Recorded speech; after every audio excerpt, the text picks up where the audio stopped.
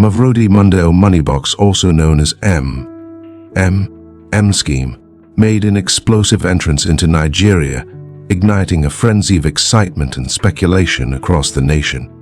This shocking pyramid scheme, founded by Sergei Mavrodi, promised Nigerians unprecedented returns on investment, with claims of up to 30% on their investments per month, thereby tapping into the collective aspirations for financial liberation and prosperity at a time when Nigerians were going through a recession. Its arrival was marked by a whirlwind of media buzz and word of mouth that spread like wildfire, seducing a vast audience, rich, the poor, celebrities and politicians in equal measure. The MMM scheme capitalized on the economic vulnerabilities and the high levels of poverty and unemployment in Nigeria, presenting itself as a miraculous solution to the financial struggles faced by many Nigerians. The scheme quickly amassed millions of participants, eager to partake in what was perceived as a golden opportunity for wealth accumulation. However, beneath the allure and promises laid a precarious foundation, leading to widespread controversy and debates about the sustainability and ethical implications of the MMM scheme phenomenon in Nigeria. The MMM scheme was a Russian company that ran one of the world's largest Ponzi schemes of all time during the 1990s. This scam was led by Sergei Mavrodi, his brother Vyacheslav Mavrodi, and Olga Melnikova. It initially enticed millions of people to invest their money in the company in Russia in the promise of high returns in a very short time. The scam operated as a classic Ponzi scheme with extremely high returns to investors paid by the amounts invested by new members.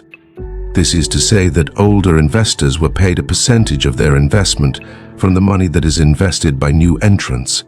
By the time it peaked, it had attracted millions of investors in Russia because very convincing television advertisements involving the promise of high returns made it more credible, although the said returns looked too good to be true. But anyways, people still invested their savings in hope that it was a credible investment.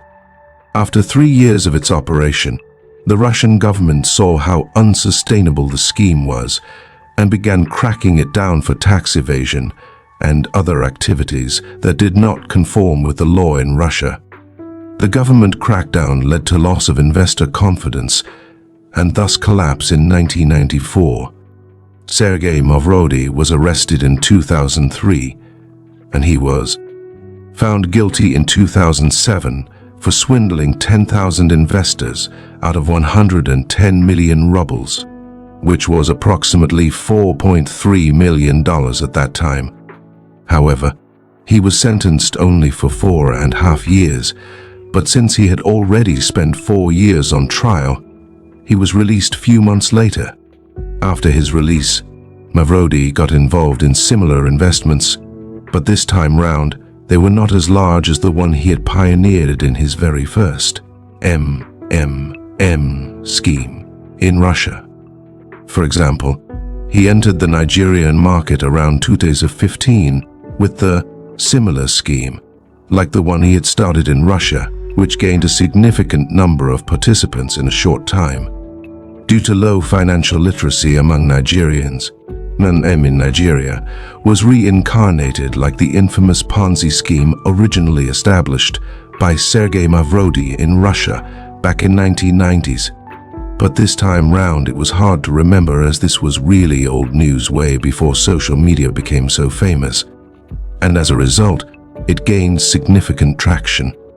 The MMM scheme entered the Nigerian market around 2015 to 2016. During a period of economic recession and financial instability in the country, meaning a lot of people were going through economic hardships. This environment made the high return promises of MMM scheme particularly appealing to many Nigerians.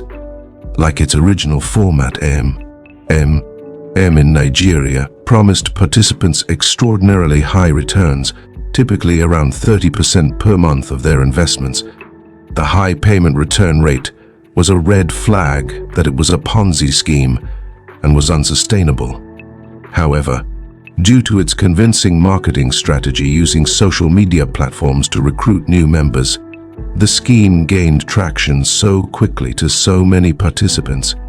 The scheme seemed to be a solution to the economic hardships Nigerians were going through at the time, and it looked like the very much awaited solution they had been waiting for to solve their financial problems. It was sold to them as a way of providing financial assistance to one another in return for higher interest after a month of investing. Like the Ponzi scheme scam in Russia in the 1990s, newly recruited members were funding the returns of the older investors, and the cycle would linger as new members would continue funding the returns of earlier investors. The scam comes in the fact that there was no actual investment in any legitimate business or asset. The money of investors simply went into the scheme.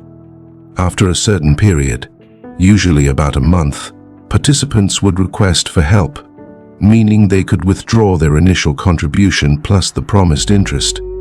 The payouts to these participants were made using the contributions of new or other members.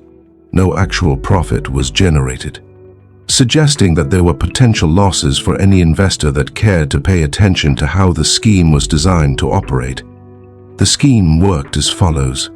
In Nigeria, often used a form of virtual currency called Mavros to track participants' contributions and the growth of their investments.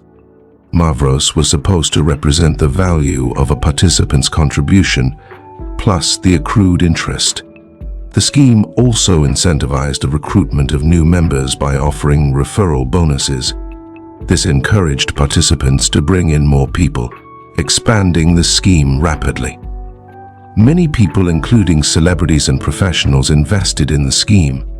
Family members invited their parents, brothers, sisters, and friends to expand their network, because the more the people that invested, the more they earned. Due to the unsustainable nature of the scheme, it collapsed when the recruitment of new members slowed down or when more people made attempts to withdraw their money at once. It could therefore not offer any payouts, leading to a total collapse. What really happened is that panic arising from rumors and warnings from authorities, and internal issues such as account freezes to prevent withdrawals of money, and the company claiming that their systems were down because they were updating them, led to the collapse of the scheme in Nigeria. Let me say that when MMM gained traction among Nigerians, the Central Bank of Nigeria and the Nigerian Deposit Insurance Corporation warned citizens against investing, citing its unsustainable nature and the absence of a tangible business model. However, the Ponzi scheme was able to operate in Nigeria due to the economic hardships people were going through at the time. There was very high unemployment and poverty rates, making the desire for quick financial gains a main motivation. In tough economic times, people tend to seek out opportunities that promise high returns. Even if they come with high risks, they are ready to try them anyway. Many people were not familiar with how these schemes operated and the dangers they posed, and had never heard about its prior existence in Russia and its re-emergence a decade later in Nigeria.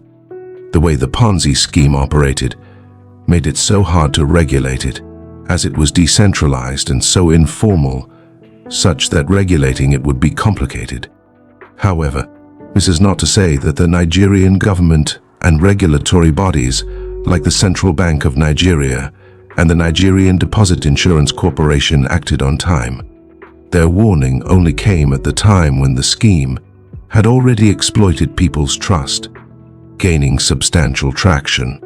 This meant that the effectiveness of their warnings was limited as many people continued to participate in the scheme. What MMM scheme simply did was to creep into a population that was vulnerable due to economic hardship, exploiting existing trust and social networks and financial illiteracy. It started by paying out returns as promised, encouraging more people to invest, and this was followed by a large number of participants joining the scheme and seeing the returns others had received. The scheme collapsed in December 2016, leading to significant financial losses among many individuals. According to the Nigerian Deposit Insurance Corporation, approximately 3 million Nigerians invested in the scheme and collectively lost around 18 billion naira. After the collapse of the scheme, in Nigeria, the impact on individuals was profound and varied. Many Nigerians faced severe financial hardships as a result of their loss of investments in the scheme. Most affected were the accounts of individuals who had invested large sums of money, including life savings. Despite the collapse of the Ponzi scheme and the losses incurred, Ponzi schemes remained popular in Nigeria. New schemes emerged, such as Loom, Twinkers, Donation Hub, and others, attracting Nigerians despite the risks and previous experiences. And each people expect and hope that it was not a scam. This indicates a continued hope or belief in high-return investments despite their unrealistic and risky nature.